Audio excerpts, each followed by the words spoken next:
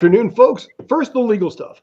My name is Scott Schertzen alongside Mr. Brandon Kaye and Mr. JD Walker, and welcome to the Sports Den on Zingo TV channel 250 and Spanglish World Network. Please remember to download the Zingo TV app on the app stores of iOS and Android devices. When you download, make sure to rate and leave a comment. Both apps are free. Zingo TV is also available on Google Chromecast, Amazon Fire, Fire TV sticks, Roku sticks, and all smart TVs 2016 and forward. Good. All the legal stuff is right out of the way. Gentlemen, how you doing? Doing great. I'm going to be more specific. I think it's like, JD, how are you? You guys are like, too polite to ask you to take over. It's like, shut up, I'm talking. But yeah, good. Doing well.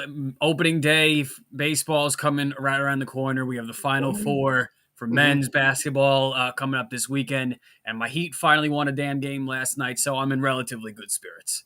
Yeah, and we're going to be definitely talking a lot about what's happening with March Madness right now because it's all coming down right to the wire. This is where, honestly, it gets the most engaging and the most exciting. We are going to be talking a little bit about how the Cinderella team, it struck midnight, and their ride turned into a pumpkin. We'll talk about St. Peter's a little bit as well, get some thoughts on that. But yeah, I figure let's start things off right off the bat here. Talk a little bit about it. We had a big weekend there in the Sweet 16. St. Peter's, like I said, is done at this point. Coach K still has a shot at this point of being able to, get another championship to retire on. Plus, obviously, we have Villanova and Kansas. Let's start with Duke first, because right now we got Duke and North Carolina. This is something where there's a lot of emotion and a lot of passion as Coach K is calling it a career after this tournament. How much of an impact do you think that has? First off, JD. I think that, especially with the history of Carolina beating Duke in Cameron at Coach K's final home game just a few weeks ago, I think that gives Duke revenge on their mind coming into this game.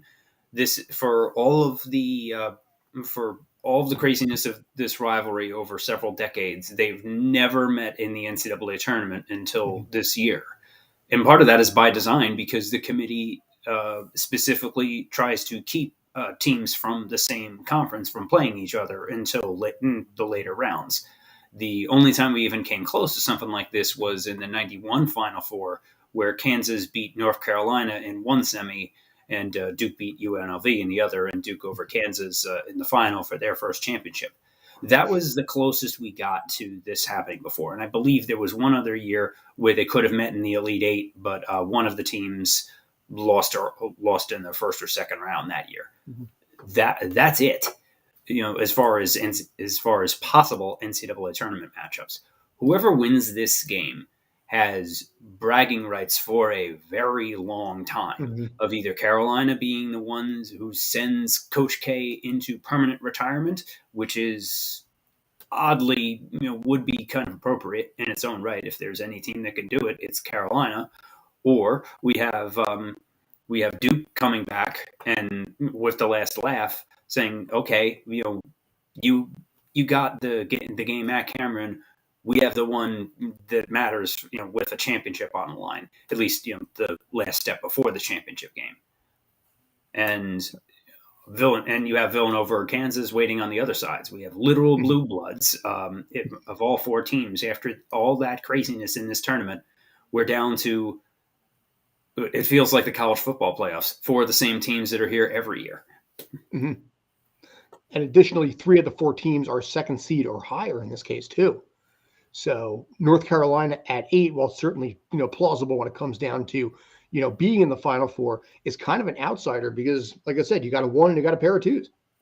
Yeah, Carolina didn't really get going until the last month or so of the regular season, where up until about mid-February, it was borderline whether or not Carolina would even make the tournament because they really didn't have much in the way of quality wins. And their numbers in the net and the other metrics that are looked at for tournament seeding weren't really all that impressive, But they got a few better wins, including Virginia Tech and the aforementioned game at Duke.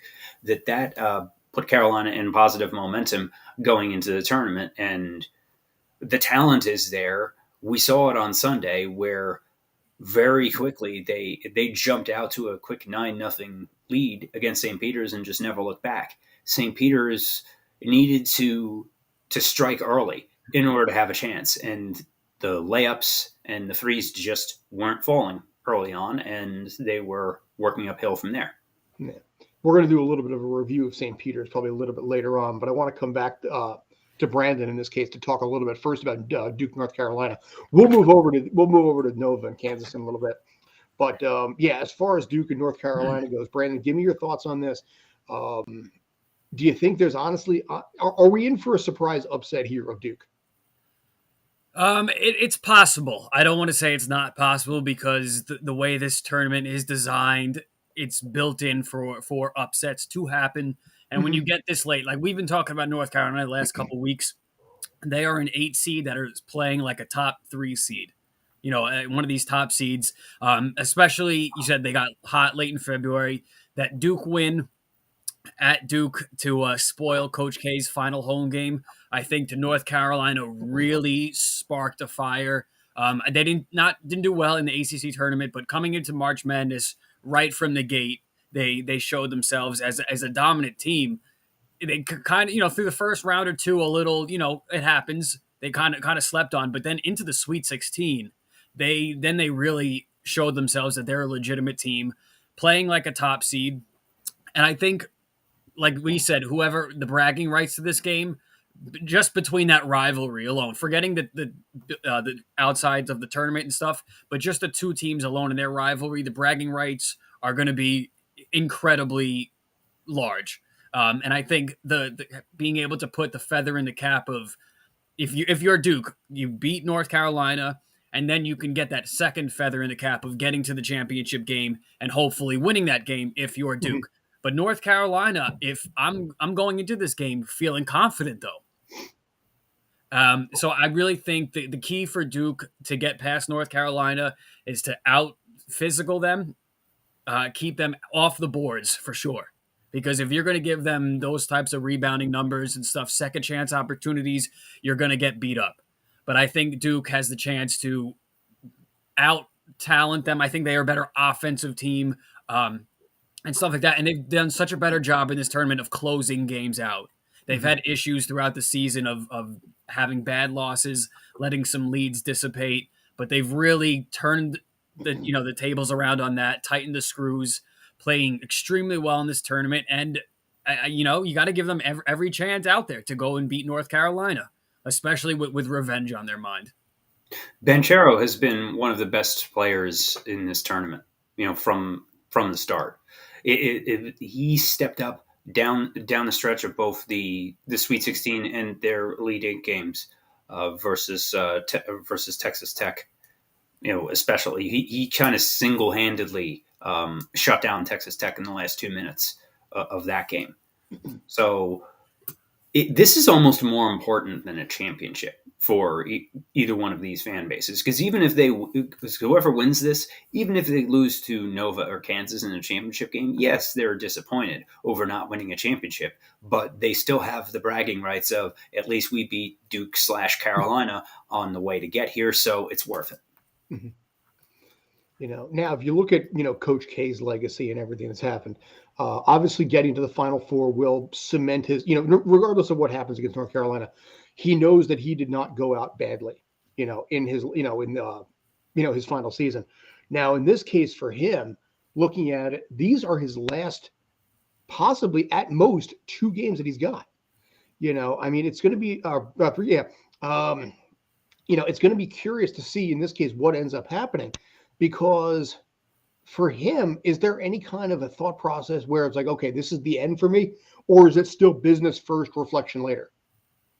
I think it's business first, reflection later. But at the same time, like there's knowing that it's there. I don't believe that Coach K's wife has traveled with him to all of the tournament games normally, but she's been by his side the whole time. And before every game so far in this tournament, they've shown Coach K walking into the arena holding his wife's hand, which is nice to see, but not something I believe that has happened normally over the years, and is just something special for this year, as it should be. And that is nice to see. So just that presence and how they've been emphasizing that shows that it isn't that the retirement isn't a complete afterthought from Coach K's camp, but at the same time, he's all business.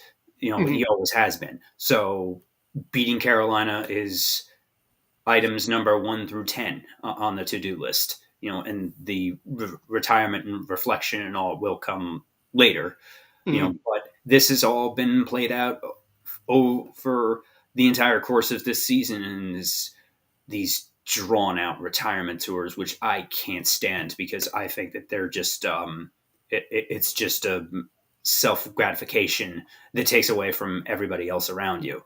I thought the same thing for when Jeter and Rivera and all of this, and everybody's giving gifts and all this. Oh God! Garbage. Oh my God! Jeter with the gifts.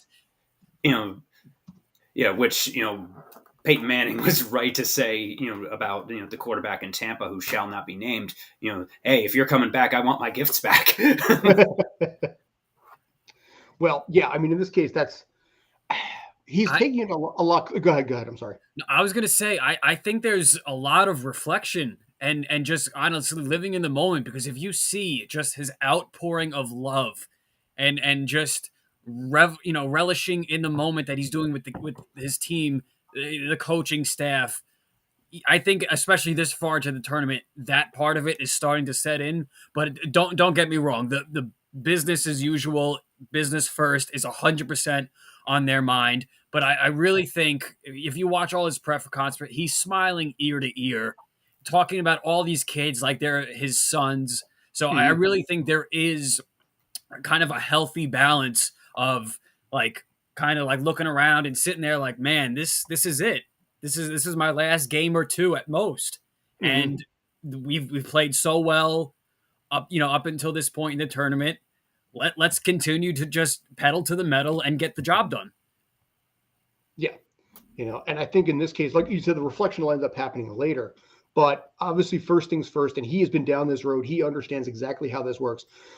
This is something where you have to go through Carolina. And in some ways, I think for him as well, knowing the fact that it could be the last game might give the players a little more added motivation to make sure, frankly, that it isn't. But then to that point, any of these tournament games would have been with that logic, with do or die. If he got bounced in the first round, I mean, that's it. You got knocked out in the first round. That sucks. It sucks, but you still had a great ride. It's the nature of the beast there. It's right. It is. So I think now Final Four, there's extra pedal to the metal with them. Yeah, I mean, I don't see with all of that, I don't see Duke losing this game, but Carolina is certainly talented enough to pull it off, and they're just as motivated to be the spoilers like they were at the final home game in Cameron a few weeks ago. Yeah, there's definitely that too. The final home game and final tournament game, that's a big feather to put in the cap of North Carolina's for their program moving forward. Yeah, sure. And I've, because I actually went to the Elite Eight game in Philly, the Carolina St. Peter's game, and we were sitting next to a few Carolina fans in our row, and they all agreed that how they think in Tar Heel Nation is that you could go 2-20 through the course of the season. As long as those 2 wins are against Duke, it's a successful season. That's the rivalry part of it too. Yeah. It doesn't matter what you do. It matters what you do in the regular season, but it sure as hell matters what happens in that particular game. Yeah. So Carolina will. So both teams are going to be absolutely amped up for this, for their own reasons. Now on the other side of the fence, obviously we have to go into this part too, because you've got Villanova, you got Kansas. You got basically, like I said, the 1 seed going against the 2 seed. I think JD earlier referred to it as blue bloods in this particular case, and not wrong on several fronts. But break this one down, because this one I think is going to be a lot closer than the Duke North Carolina game is going to be. But I'm curious to get your thoughts as well. Nova has been here before. They actually beat Kansas in the Final Four on the way to their 2018 championship. Hmm. So the Kansas mystique can normally intimidate a lot of teams. Hmm. Nova's not intimidated by that. Nova's won 2 championships in the past 5 years. They're a Hmm. machine unto their own right. They, although losing more to the Achilles injury hurts, they're just going to go next man up. It's Hmm. what they do. You're going to see a lot more of Chris Arcidiacono, himself the younger brother of a Nova champion player. Hmm. You might see some Brian Antoine. You're going to Nova's not going down without a Hmm. fight, and Kansas is one of the top 4 teams in the country and has been for the course of the season. They're seemingly always in the mix, Hmm. but Nova's not intimidated by this, I don't think and so. I think that it is. I agree, Scott, that it is going to be a close game either way. But I think Nova pulls through with this, even with the injuries. Hmm. Yeah, I think Villanova is probably going to end up on top of this game. Really, the only way I see this game playing out is kind of this really low scoring slugfest. Villanova is going to really be physical, get all up in the faces of Kansas, and really keep it a low scoring game like Villanova has shown throughout all these tournament games. Like we said, averaging was like 55 points, 58 points a game, which has to be, which is, I think, by far the lowest average. So their defense is off the charts.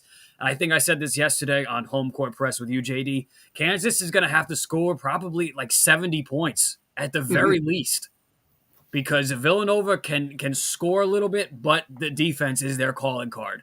Um, so I think, especially with the next man up mentality and just Jay Wright's tight ship that he runs there, I think Villanova is once again going to get the better of Kansas in this Final Four game. It's going to be one of these real slugfest late, but I think Villanova probably get to that kind of free throw game, come out on top by a couple points. But I think both games are going to be incredibly close. Do you see it basically in your case right now? Do you see any possibility that that the Kansas can pull this off? I think they can. I mean, if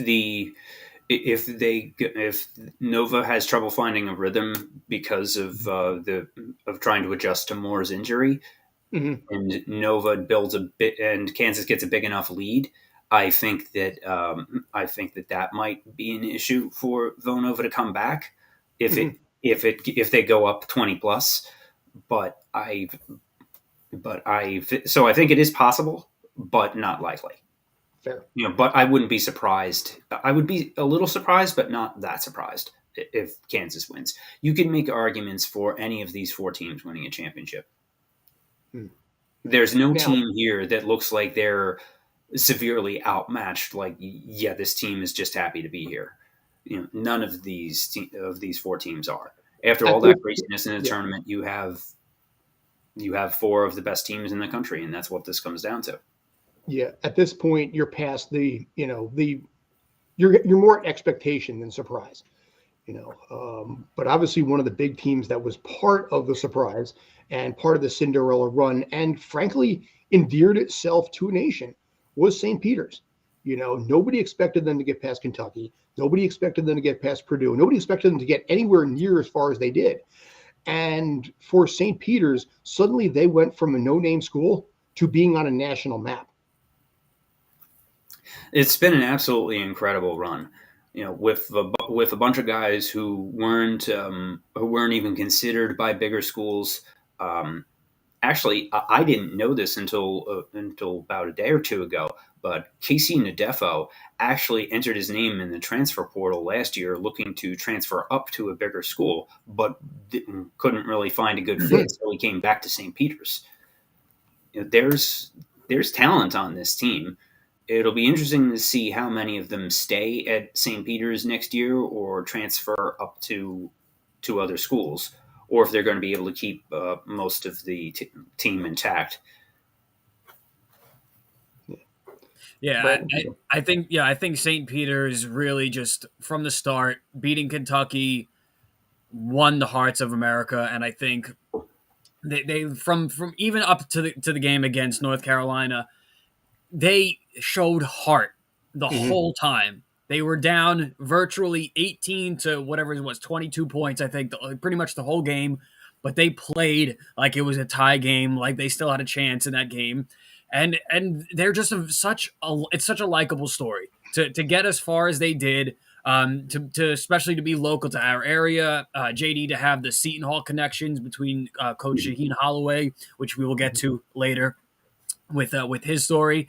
I just think it's really an incredible story.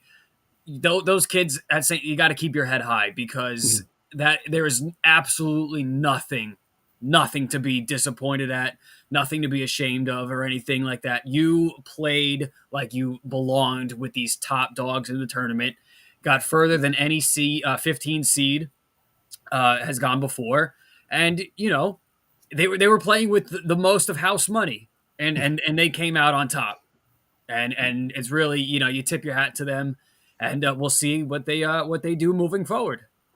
Jersey City is actually throwing them a parade. Hmm. Yes, it was Elite Eight, not a championship, but they're still honoring them as if they, with a victory parade, because this accomplishment is deserving of that. I believe the parade is scheduled for Friday. I don't know the exact details of that. I've just heard the Friday date thrown out there. So they're getting key to the city, the whole deal, and well deserved. Hmm. There's a school that is when you're playing against the blue bloods like Kentucky, Purdue, like any of the big football schools, for a school like St. Peter's that has a campus of 2 city blocks and 2,300 students and a gym which until they did the renovations recently was an absolute dump with a leaking roof, and this just what they've been able to accomplish, from these players, from Coach Holloway, it is nothing short of incredible. When there is so much money being thrown around by these schools, what makes March wonderful is the fact that schools like St. Peter's still have a chance. It's one game. It isn't a 7-game series. All you need to do is be better for 40 minutes. And St. Peter's did that. And it was absolutely incredible. And this is what makes the tournament great. And we were lucky enough to have the regional games in Philly, a short bus ride from Jersey City. So they had a big fan presence there. It was about 60-40 of St. Peter's versus Carolina supporters. The Carolina contingent is loud and they travel well and they have a national following, but there was lots of St. Peter's fans there. You had the Spirit Squad and the cheerleaders and the Peacock mascot hanging in front of the Xfinity Live bar next to the arena and taking pictures with folks outside. We drove by them, and my partner, I was driving, so my partner took a picture out the window. It was fantastic. And just that kind of party atmosphere, and everybody gets their shot. Hmm. To jump on that and to throw another point to the fanfare that they're getting with especially the cheerleading squad. I saw a story where through these games, for the most part, they could get to the games because they didn't have basically the ability to travel. And NBC's Peacock, they did this whole thing where they paid for transportation, I think hotel as well, to get the cheerleading squad up here for the tournament. And so just it's really just an absolutely incredible story, and it goes to show you, like, really, like, anywhere, any school, you could play hard. You guys, you could find guys, like, anything can happen in the tournament.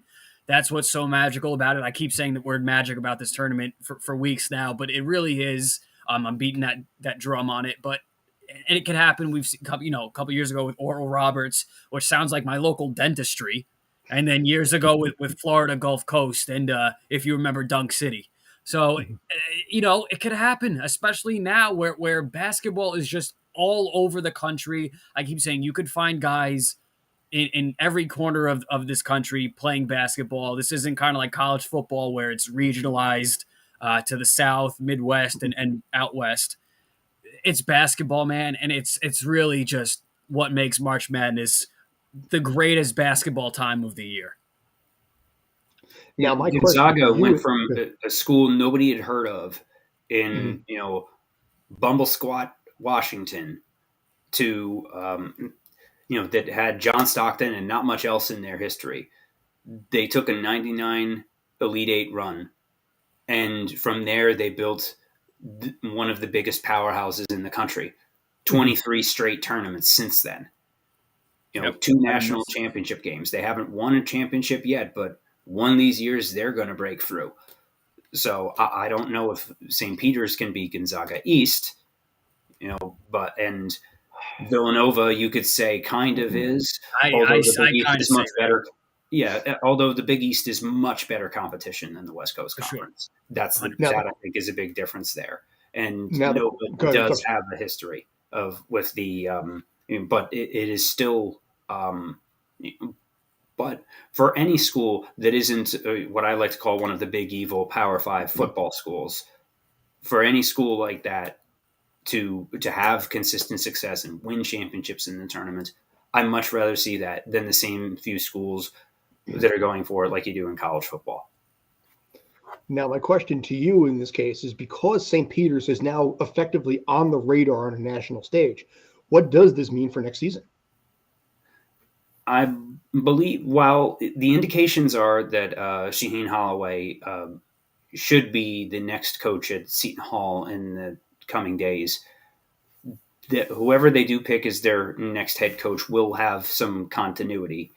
I believe it'll be an internal hire, but that's just speculation on my part. So I think a lot of the players, they can probably keep some of the core together. They'll still have. I think that they can be consistently successful, especially in the MAC conference, where, that has been dominated by Iona in recent years, but they can hang with the rest of them. If they keep going up, maybe they can move up to a better conference than the MAC going forward. I mean, look at what happened with Butler.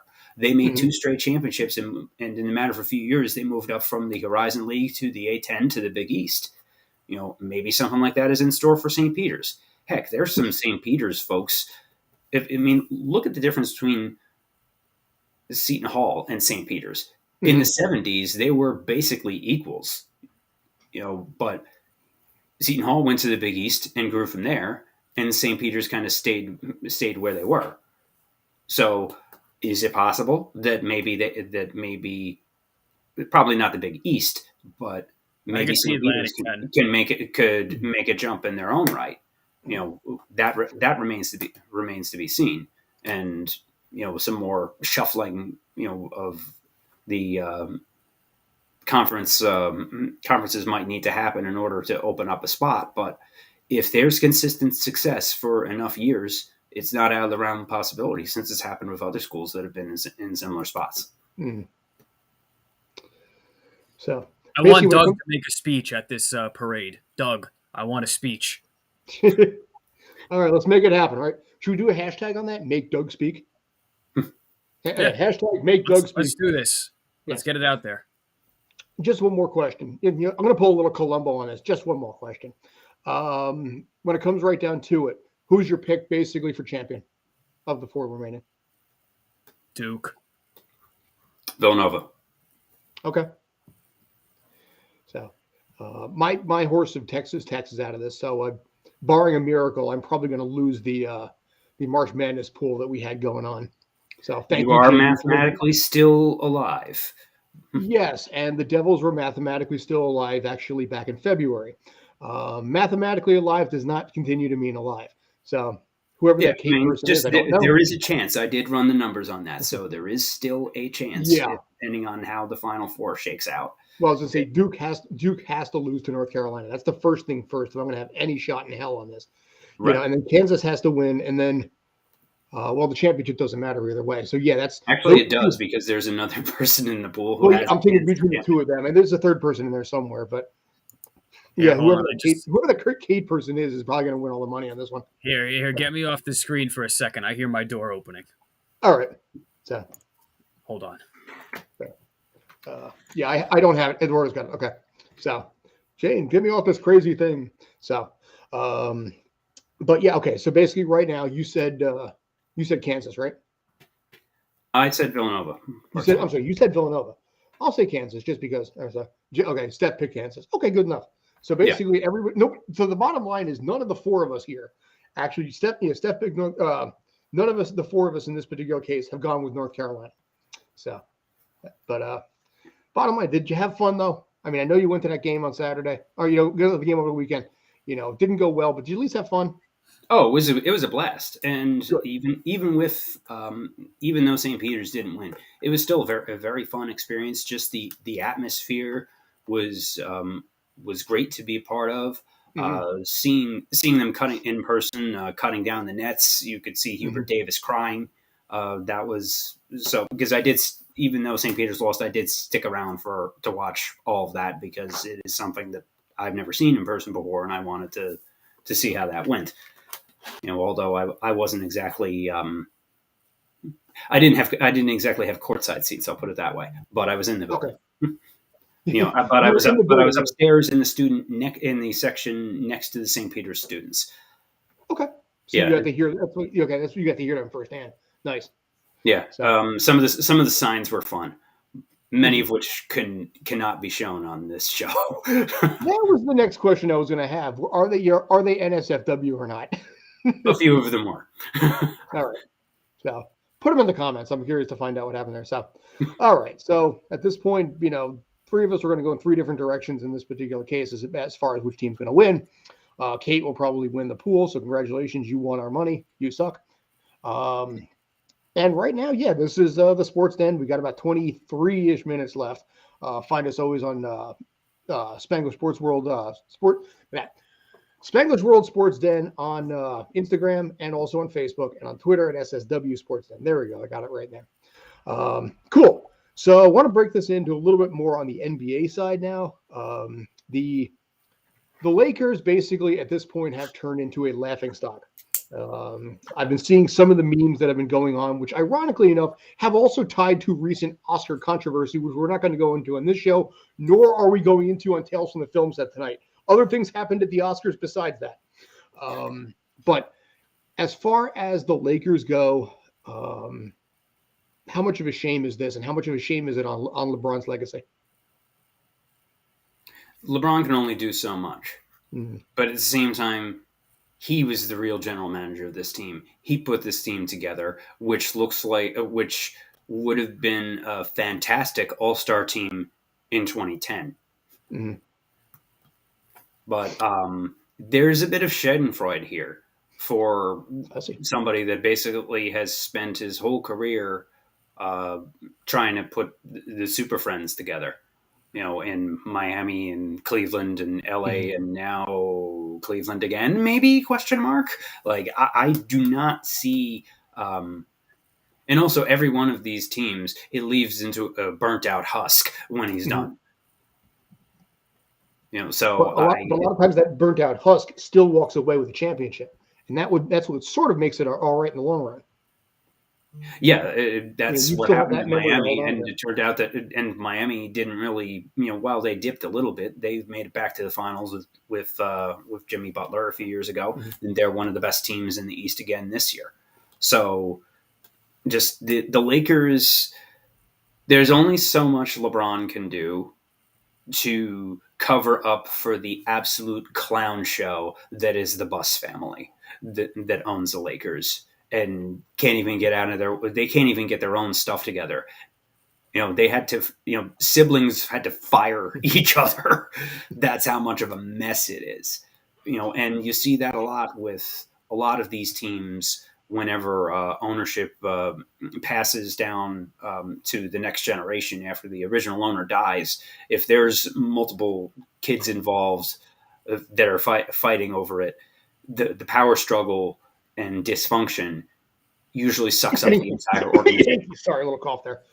I'm sorry about that. Yeah, the Giants are another good example of that. Yeah, although maybe they're right in that shift a little bit there. Now, we'll see. My question here is: LeBron right now is under contract with the Lakers through next season as well. Is that going to be something where he's going to try and force a trade? What will happen to him after he becomes a free agent? Is it going to be something where it's sort of like Shaq, where he fell into just this miasma of odd teams that he went to? You know, Shaq ended up with the Celtics. He was with actually he was with Cleveland. He was alongside. He was in LeBron Cleveland too. That's right. Yeah, for like a cup of coffee with both of those teams. Is this going to be something where LeBron may end up in some bizarre location like, I don't know, New Orleans? Follow the money. Where are his business interests? I would be surprised to see him. Does he really want to move? Maybe he just goes to the Clippers, which would make everybody's heads explode. I mean, you could make an argument that the players on the Clippers are a much better supporting cast than what he has with the Lakers currently. Mm. Could the Clippers afford him? Possibly a move back to Cleveland, I've heard, is a possibility, to whichever team drafts his son in a few years, which all that is doing, I think, is just placing ridiculously unfair expectations on the son. Who, because of how crazy basketball and early draft prospects are, as early as sophomore year in high school, they're saying, "Yep, this kid will be in the NBA."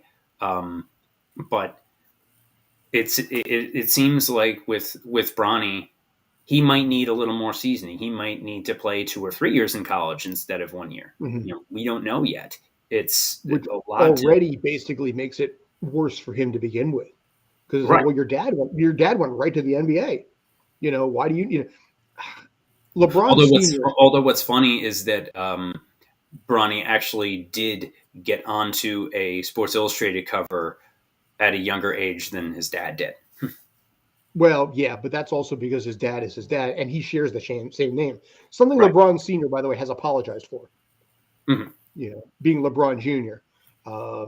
So, yeah, in this case, but it's so difficult when you see the next generation. You see, I'm going to use Dale Berra. I'm going to throw out there just for fun and games. Chris Sims, Matt Sims, and the rest of the Sims. You have that second generation. How about Marcus Jordan? Yeah, or I was going to say Anthony Brodeur. Basically using a Devils reference here. People are like, oh yeah, he went like 206th in the draft. But when you have that last name, dude, it sucks. And nah. All right, let me jump in on this Lakers talk, please. LeBron, you got to stop talking about your son. Yeah, that's first of all, that's got to stop. Second, he's not the best player in the league anymore, and I am perfectly secure in saying that in my position as a LeBron fan. However, the Lakers, and mark my words, listen to me very carefully. The Lakers suck. They're atrocious. Yes, LeBron is playing fantastic ball, but the Lakers suck. And I have been saying for weeks through all of my basketball games that I've been covering here on Stream Punk Sports Thursdays and Sundays nights, barring any technical difficulties, the Lakers are in trouble of making the play-in tournament. The Spurs are right on their tail, and with especially Greg Popovich at the helm, will just kind of like the whole Duke thing. They got stuff to play for. They will always be playing hard. So that's first off. I think the Lakers are going to miss the play-in altogether. They also have the Lakers also have one of the hardest remaining schedules. I believe it's I think they do. Teams they're playing over the last. They absolutely do. You still got to play the Pelicans again. Mm-hmm. Which at this point, with the tiebreaker, you're done with them. So at the very least, you are going to get this 10th spot. That's not happening. And the Spurs have a tiebreaker over the Lakers as well. It is not happening. With the Lakers, first off, I do want to go back to the comment where you say that he leaves franchises in shambles when he goes. I do want to put this into perspective. Cleveland was a clown show beforehand. When they Yes. got him, they were a power. He dragged a team of G Leaguers to the finals against 2007 and lost to a prime Spurs team. Okay, so let's think about that. Okay, Mhm. and then yes, you had your And issues LeBron with was only losing 22 at Orlando. the time doing that. Right. Mhm. Yeah, you're 22 out of high school doing that. So let's keep in mind this. Okay. Then you lose to Boston, whatever, 2010, and they go back to shambles. You draft. First off, is it LeBron's fault that they drafted Anthony Bennett? No, that was an absolute train wreck. Is yes, you had Kyrie. Did Kyrie even get them to the playoffs before LeBron came back? I don't think so. And let's see. What was really Kevin Love and Kyrie, were they really was that really a super team? I mean, if Kevin Love was in the Avengers or Justice League, who would he be? Who would he Mhm. be? He wouldn't be Iron Man or Superman or Captain America or any of them. I got to tell you that. So he dragged those teams to the finals and was able to pull out a championship in 2016, beating this juggernaut Warriors 73-9. Okay, and also with the Jordan thing, Jordan went to the Wizards too and owned that team, part of that team while he played. So I don't want to get on LeBron for trying to make moves for the Lakers at this point in his career. But there's something got to be done in the general management and ownership of the Lakers because it is a mom and pop shop gone wrong. And they were like that before LeBron came. Do we remember post Kobe before LeBron? These garbage Lakers With teams. Kobe held the team Okay, hostage for years. Fine. Right. There was that big contract where that 2 years was like almost $50 million contract, basically to end out the career. But even that gap, guys like Robert Sacre and Nick Young and Jordan Clarkson before he actually turned into a formidable player, those teams were garbage. And the Heat won a championship before LeBron. Yes, they had some struggles before they got back to the championship a couple of years ago with Jimmy Butler. But let's not forget, D-Wade retired. Chris Bosh had to leave the game because of blood clots and health issues. And they have gone back to, yes, they are struggling, and they finally won a game last night against the Kings. But that's great. They got to get their stuff together before the playoffs come.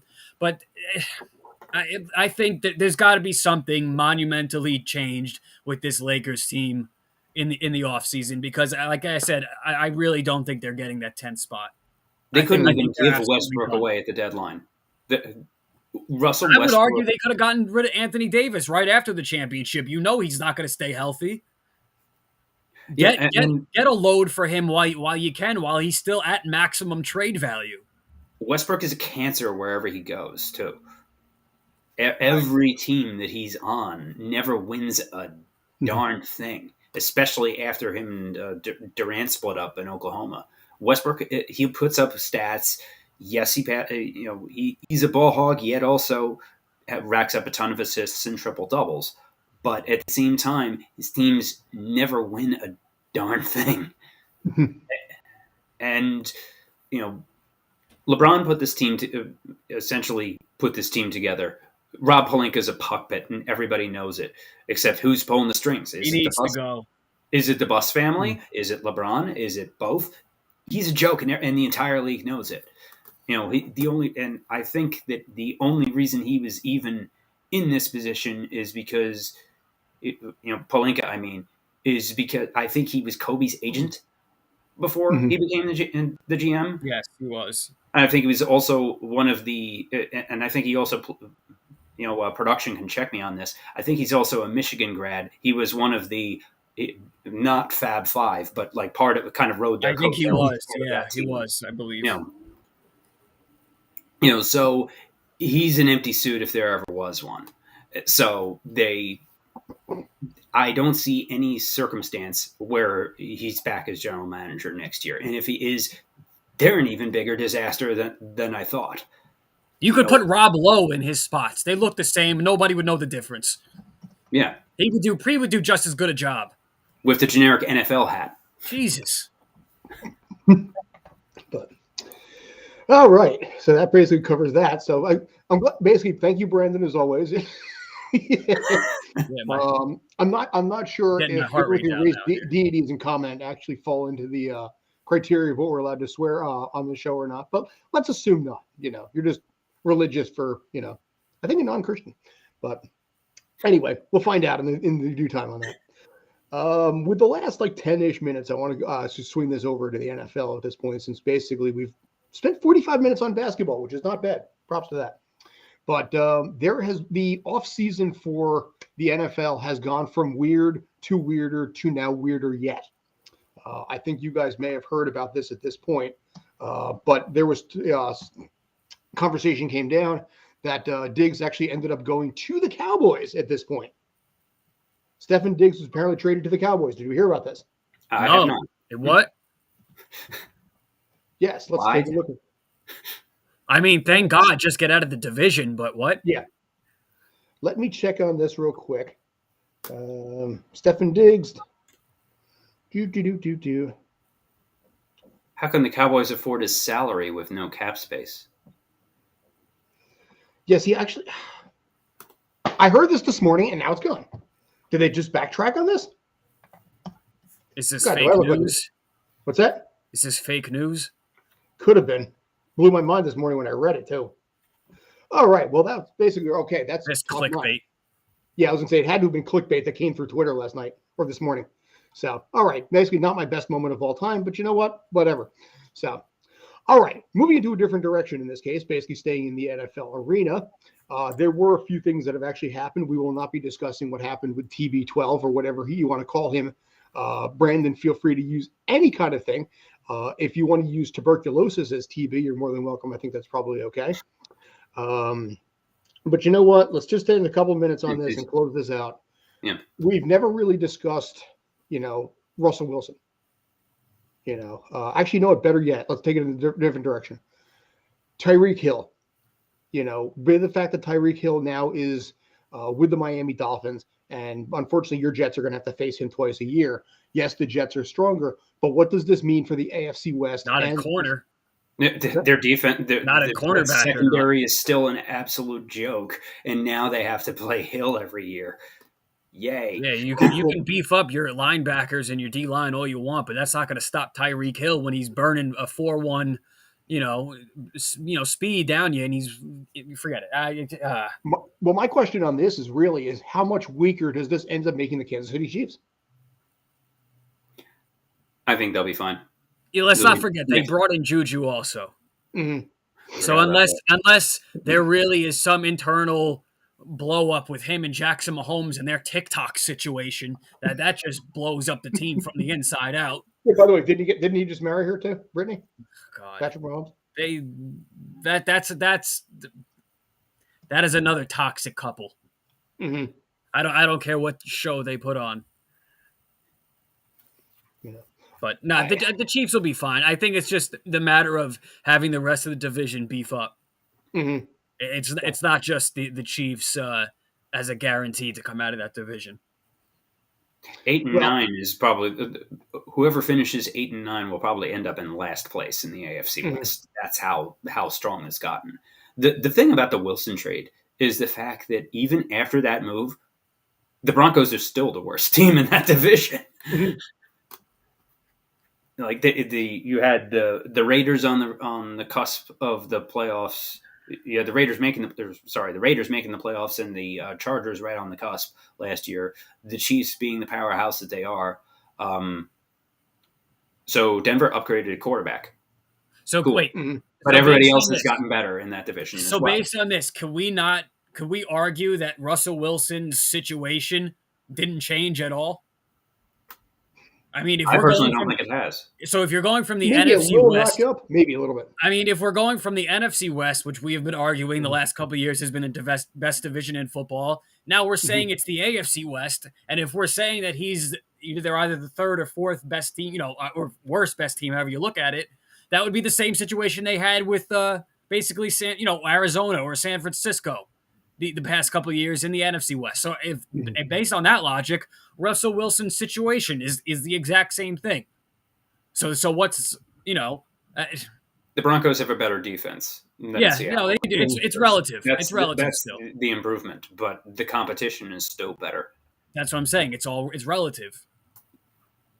Now, early pundits in this case, and I'm looking at ESPN right now, they actually have the Buffalo Bills as winning the Super Bowl this next year. Now, obviously, we haven't done the draft. The season hasn't even started yet, but they've got them as the best chance of actually winning a Super Bowl next year.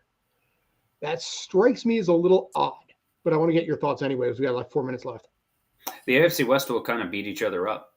So whoever comes, and also depending on how the seeding falls, they probably only need to play one of those teams in a playoff run. Mm-hmm. So I could, and I think that there's an argument that Allen is, I think by talent, the second best quarterback in the AFC behind Mahomes.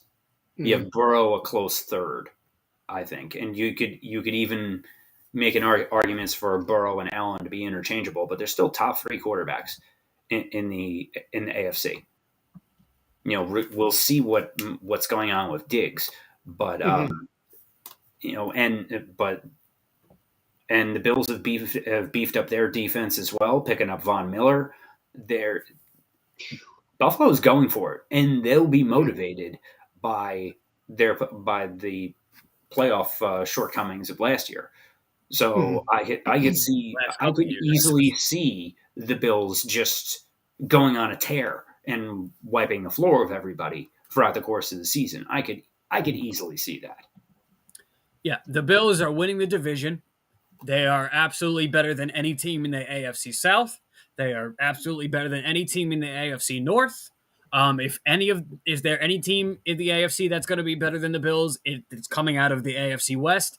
But that being said, I really think the Bills are going to get over at least the conference, AFC Championship hub, get to the Super Bowl. Adding Von Miller, like that. Good luck, Zach Wilson. Great. And good luck, Mekhi Becton, who's supposed to be coming back. Apparently, we'll see him and that injury. Yeah, that's right. That's fair. But and then Tyreek. But if I think the Jets still trying to make a move for maybe a DK Metcalf or somebody, but it's right now the Bills are obviously winning that division. Yeah, probably. And then any of these NFC teams, maybe you could argue one of them, but I could see it being the Bills for sure. So. Well, we got about 2 minutes left, so we're going to talk a lot more NFL as we get closer to the draft. We have never discussed how my Giants have signed Tyrod Taylor, who I've always been sort of high on anyway, to a 2-year deal and what I think is going to happen. We'll talk about that probably in the next coming weeks.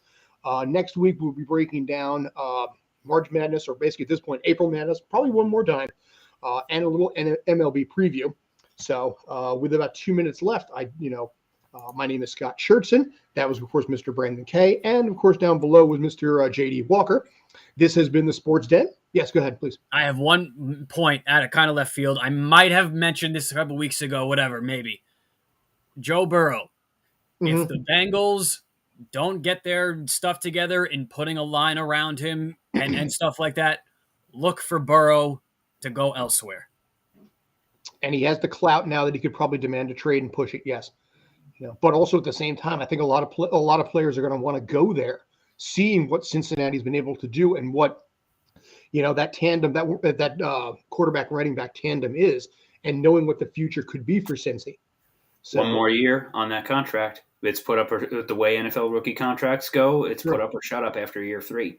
Burrow's going into year 3.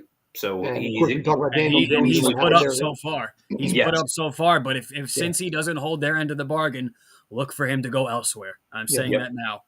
And we'll also have to figure out at some point in the near future, we'll be discussing what at home for Baker Mayfield is going to be. But Alice Cooper. He got a new neighbor. Yes, and Alice Cooper. But you think he's going to have Deshaun over? Will he end up like in Las Vegas? It's possible. You don't know. I could see him ending up with the Giants. They've already got I would love to see Baker with the Giants. That's a doable thing, but I think they paid Tyrod better than Taylor Tyrod. 17. What's that? Better than Tyrod. Yeah, but they dropped money on Tyrod. The team already didn't have to begin with. So I like Tyrod. Whose fault is that? What's that? Whose fault is that? The Giants. The Giants' awful cap situation. We can go into that one at length at another time. Believe me, I plan to. But that's for right now. We do have to wrap this up. Thank you, JD. Thank you, Brandon. I appreciate. By the way, this show can also be seen on Zingo TV all around the globe on Spanglish World Network, Zingo TV channel 249 and 250, on Twitter, SSW Sports Den, and also on Instagram and Facebook at Spanglish World Sports Den. Thanks as always for tuning in. 7 p.m. tonight, we talk the Oscars. We will not be talking the slap because I've had more than enough about that conversation already. But until then, be awesome.